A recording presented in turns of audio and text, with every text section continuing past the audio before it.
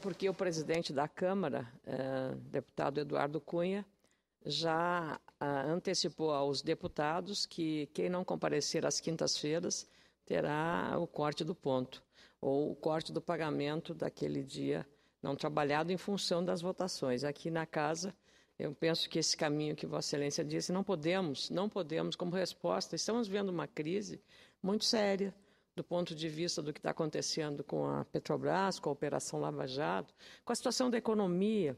E nós aqui, por mais limitações que tenhamos na solução dos problemas, temos que estar debatendo e conversando, porque tudo o que está acontecendo nesse processo impacta sobre a população. E nós estamos aqui para defender exatamente a sociedade, estamos aqui para defender a democracia e defender, sobretudo, a Constituição.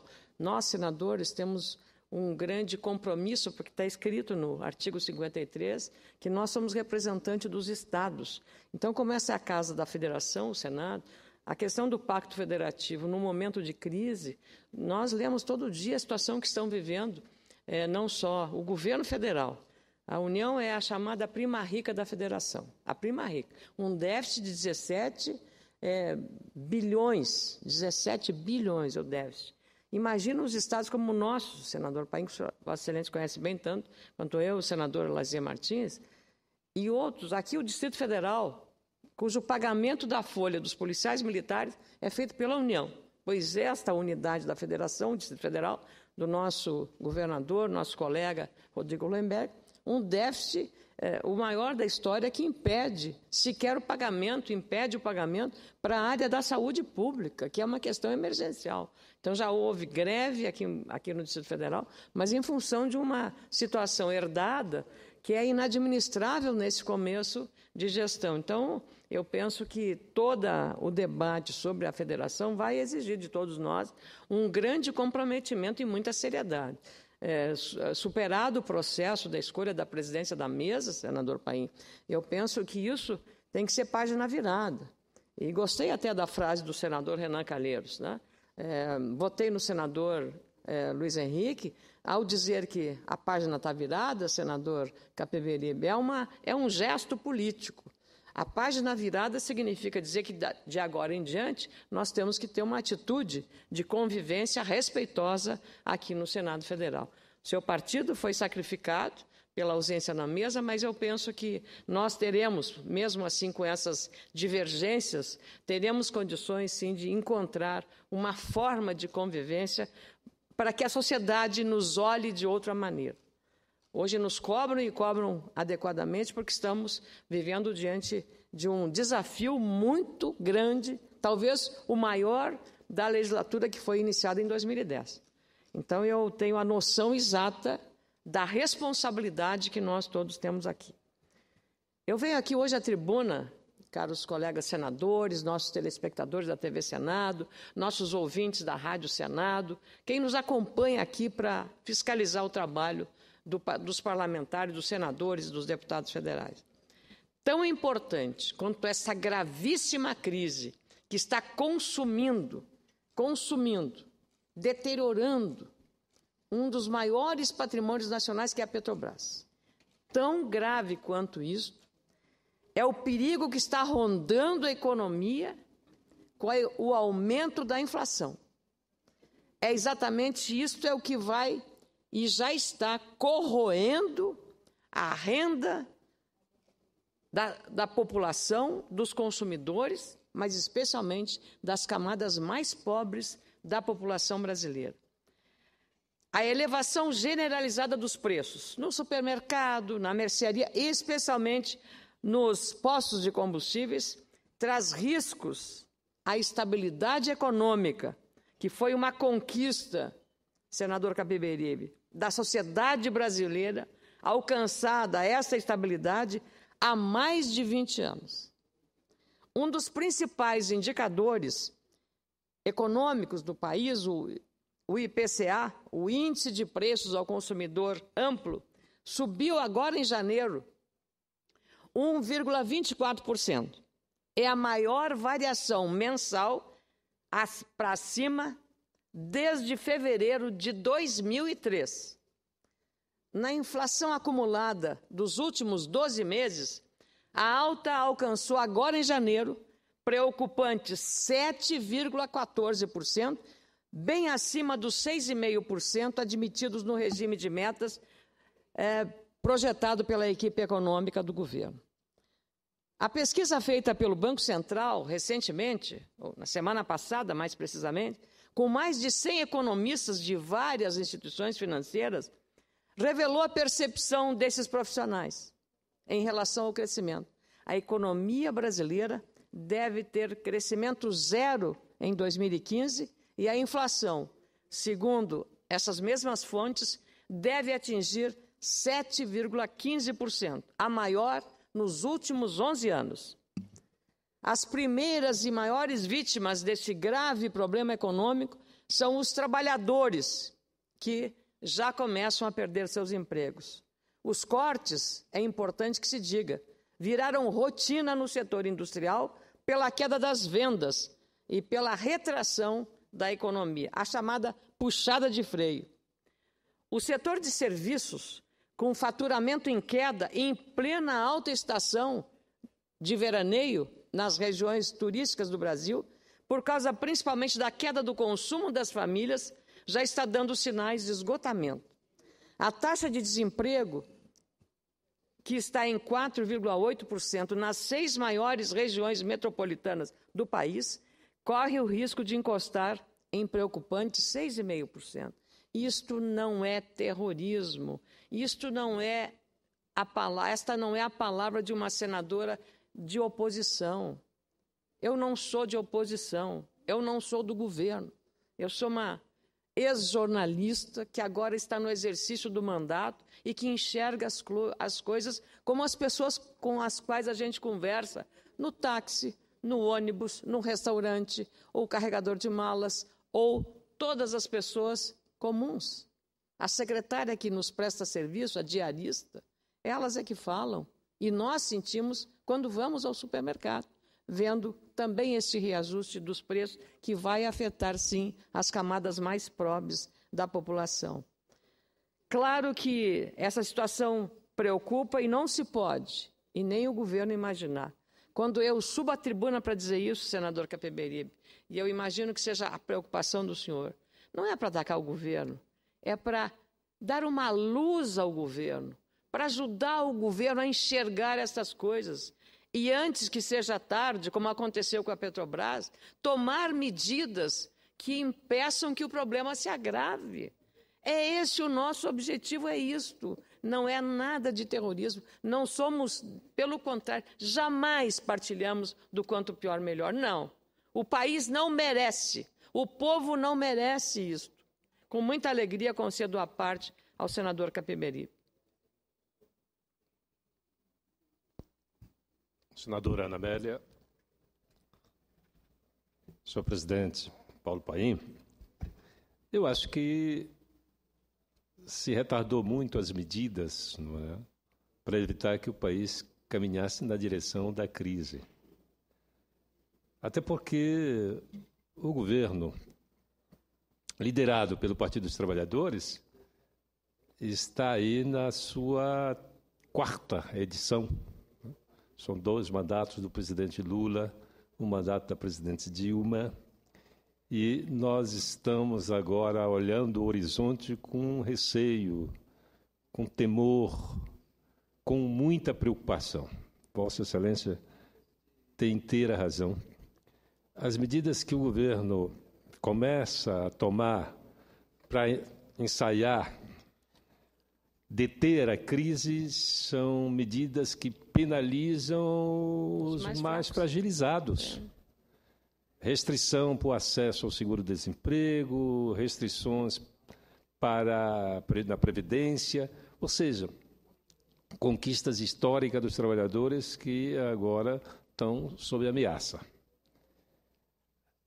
Isso tem um reflexo na queda, agora mesmo, na queda de popularidade da presidente Dilma e do seu governo. Uma queda que era previsível, porque se você fala uma coisa e depois no governo faz outra, as pessoas observaram na campanha eleitoral, nos debates do ano passado. Acreditaram, apostaram, e agora estão vendo que foram enganadas, não é? E estão se afastando do governo. A nossa posição também, daqui a pouco eu vou manifestar a posição do nosso partido. O nosso partido tem uma posição de independência, como Vossa Excelência, e aqui nessa casa tem vários senadores que são independentes, que não dependeram do poder econômico para se eleger, que certamente não estão envolvidos nessa investigação da Lava Jato, até porque não precisaram disso, e eu meto a mão no fogo pelo senador Paulo Paim e por Vossa Excelência. Mas há uma interrogação. Eu só queria, para finalizar, para não lhe roubar o tempo, lhe dizer que há algo inédito acontecendo no nosso país. Nunca na história desse país, como é costume dizer, se mandou para a cadeia figurões, não é? Principalmente os grandes empreiteiros, não é? Homens de grandes fortunas. Agora, além de mandar os homens de grande fortuna para a cadeia, talvez fosse o caso da gente trazer para cá e decidir a cobrar impostos das grandes fortunas. Em vez de sacrificar os trabalhadores, taxar as grandes fortunas. Eu acho que o caminho poderia ser esse. E também, porque não se fala dos rentistas, senador. É engraçado, não é? Essa gente que acumula fortuna, ninguém toca num fio de cabelo deles. É como se não existisse crise para eles.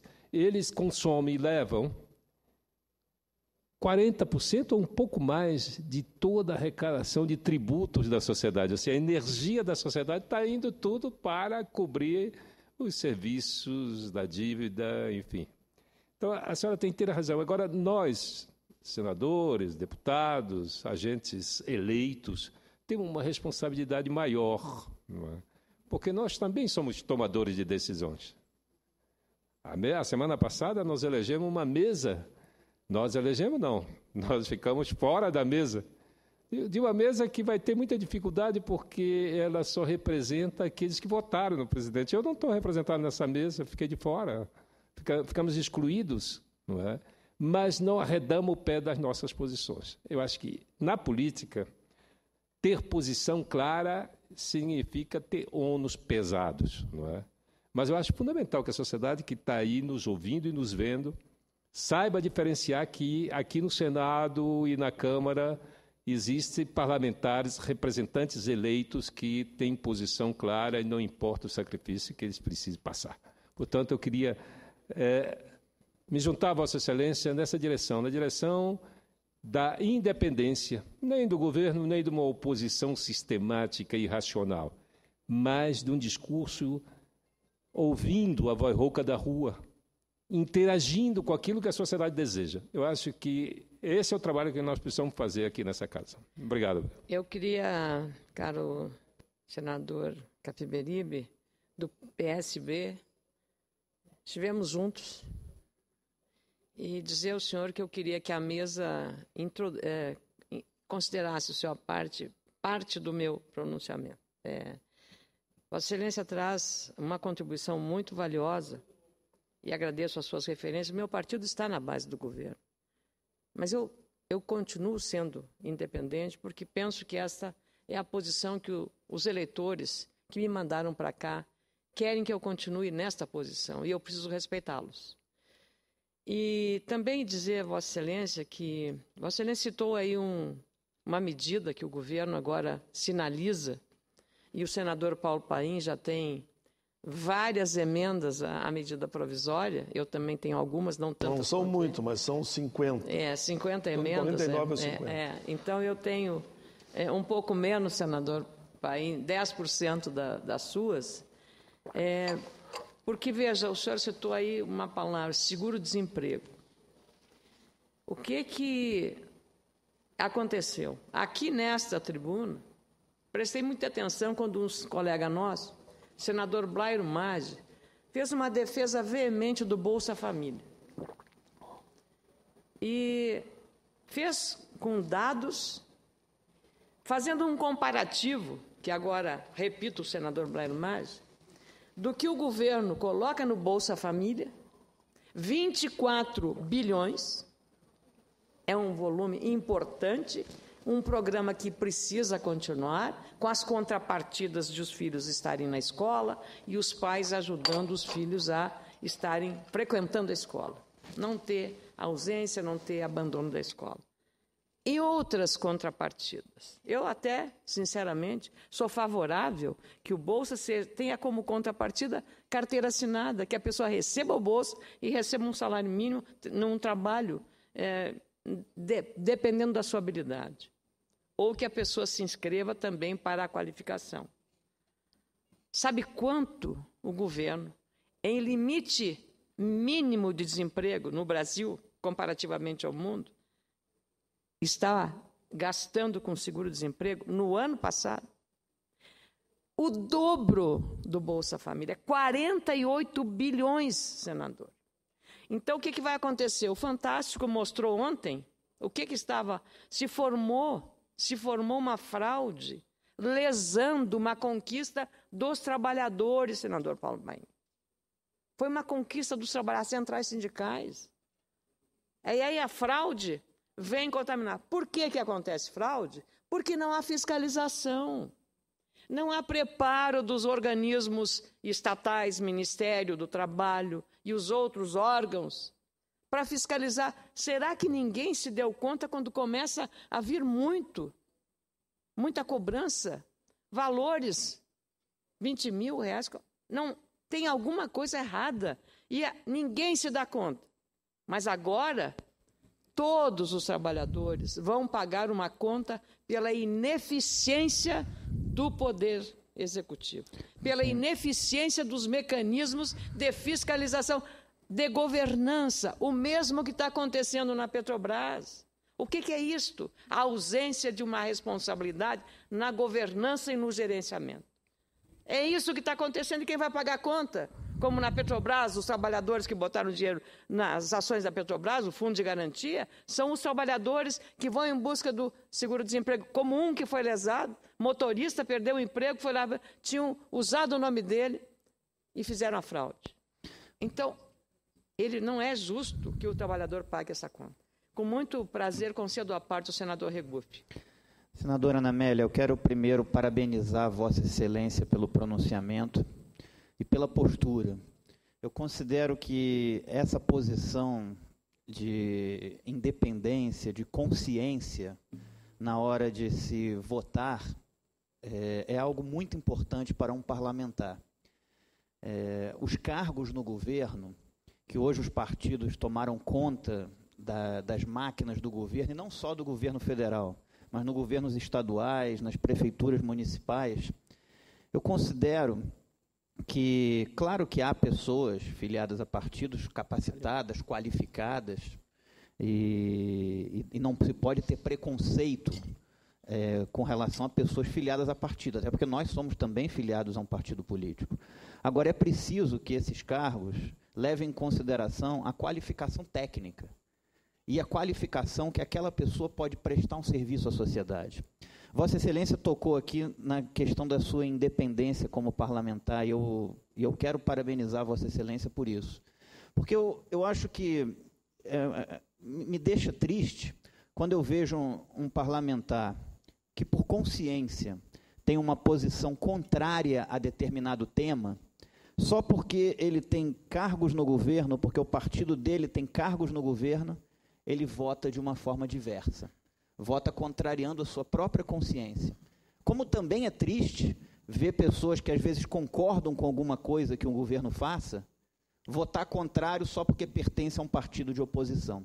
Eu acho que se nós tivéssemos votos mais de consciência, mais pensando no cidadão, no contribuinte, no país, e menos simplesmente levando em consideração a questão político-partidária, talvez nós tivéssemos um país melhor, talvez nós tivéssemos uma classe política mais respeitada, e talvez nós tivéssemos um parlamento um pouco mais, sendo olhado com um pouco mais de respeito pela população brasileira, até porque o parlamento ele é importante para a população. Nós não temos Estado democrático de direito nem democracia sem um poder legislativo forte e atuante. Então, eu quero parabenizar Vossa Excelência. Eu, aqui nessa casa, também agirei da mesma forma, vou votar sempre com a minha consciência, às vezes, inclusive, contrariando a orientação do meu partido, como contrariei na semana passada, quando assinei o pedido de instalação da CPI da Petrobras. Os dois fizemos a mesma coisa. O senador Capi também fez isso. E eu tenho lado. O meu lado, mais do que partido, mais do que governo, o meu lado é o lado do contribuinte, é do cidadão. É esse que eu represento. E isso eu faço sem concessões, tento sempre acertar, nós somos seres humanos, mas tento sempre acertar, mas o meu foco é o contribuinte, é o cidadão desse país, é aquela pessoa que me colocou aqui. E lhe parabenizar pelo pronunciamento. Muito obrigada, senador Regufe, que vem com a sua juventude e as suas convicções, que me alegram muito, são a luz da esperança, como falou também o senador Capiberibe, o senador Paim, de que nós temos condição, sim, de mostrar uma realidade diferente à sociedade, com essas atitudes, com esta forma de agir aqui dentro, tendo coragem, dispensando. Eu não tenho nenhum cargo nem no governo federal, no governo do Estado, porque a independência só se dá por coerência. A gente não pode fazer isso que Vossa Excelência mencionou, votar de acordo com a conveniência. E este retrato foi refletido nos resultados da pesquisa Datafolha sobre partidos políticos. 71% dos brasileiros, nessa pesquisa publicada hoje, não tem vinculação nenhuma com partido político. E, normalmente, o eleitor vota conforme as figuras que ele enxerga naquelas pessoas, o que elas podem fazer, o que ele acredita que ela possa fazer. Então, é muito mais voltado à figura da pessoa, o que não é bom. A democracia se consolida com bons partidos. Aqui se discutiu muito a fidelidade partidária. E eu participei de uma reunião da União Internacional de Parlamentos, em Genebra, que o debate que mais chamou a atenção, sabe qual era? Era um debate, senador Capiberibe, para dizer de que forma tem, no mundo inteiro, 130 países presentes. Discutiram, a que mais chamou a atenção, que mais gente, mais parlamentares de todo mundo, de vários partidos, direita, esquerda, centro, tudo que é lado, estavam lá para ver. De que lado tem que votar o parlamentar? Como o partido impõe ou como a sociedade quer? Esse era o debate. Então, por isso que os partidos, hoje, estão com esse desgaste. Estão com esse desgaste. Especialmente aqueles que prometeram fazer uma coisa e não cumpriram. Aqueles que disseram que eram melhores. Um partido, que era muito melhor que os outros, que tinha uma ética diferente, que era mais honesto que os outros, que não fazia, não participava de nada. Isso contamina os outros todos, contamina todo o espectro político partidário. Botamos todos no mesmo saco. Fica tudo igual. E, por isso, a fragilização do sistema. E no regime democrático, assim como Vossa Excelência disse, e é relevante, por pior que seja a democracia, ela é melhor do que o pior regime de exceção. E temos que tentar mostrar que é possível, sim, termos partidos. O meu partido progressista no Rio Grande do Sul tenho a honra de representar. É um partido que preserva valores, um partido sério. Então, nós temos que conviver com essas divergências e procurar fazer, não botar tudo no mesmo saco, tentar separar o joio do trigo, que eu acho que dessa forma nós vamos criar mais condições de credibilidade. Atitudes como a sua, do senador Capiberibe. Nós, agindo dessa forma, estamos mostrando à sociedade que é sim possível termos uma atitude melhor.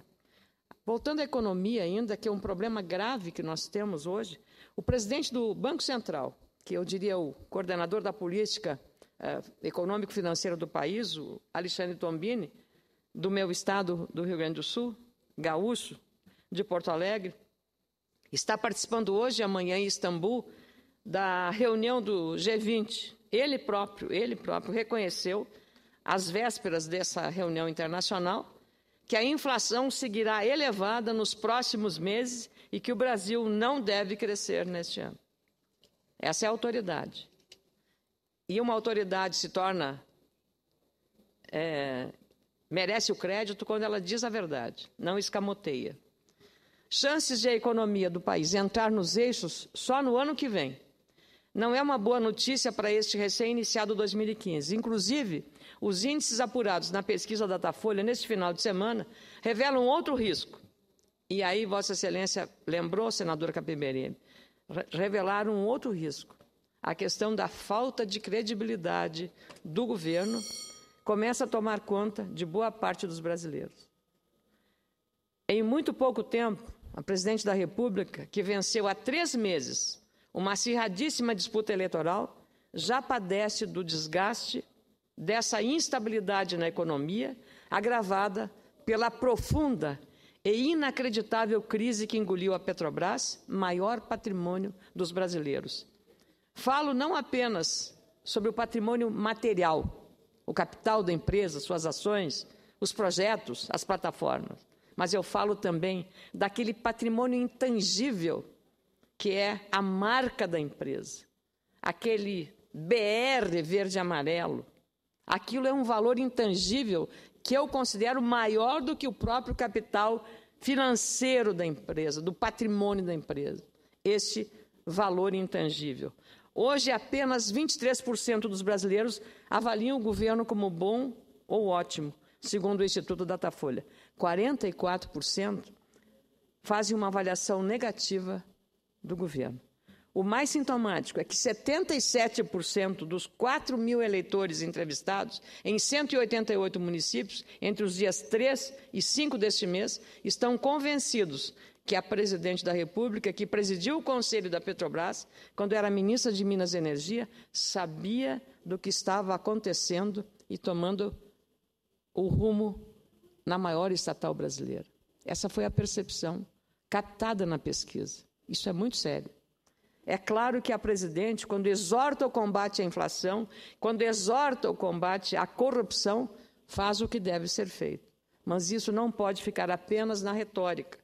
É preciso fazer cumprir a lei anticorrupção, que entrou em vigor há quase 1 ano e pune com multas de até 20% do faturamento bruto empresas envolvidas em fraudes de contratos públicos. O texto do decreto que vai regular a lei anticorrupção está em análise na Casa Civil desde o 1º semestre do ano passado. Desde o 1º semestre do ano passado. A lei anticorrupção é uma questão de urgência e de emergência, assim como são as medidas provisórias que chegam aqui.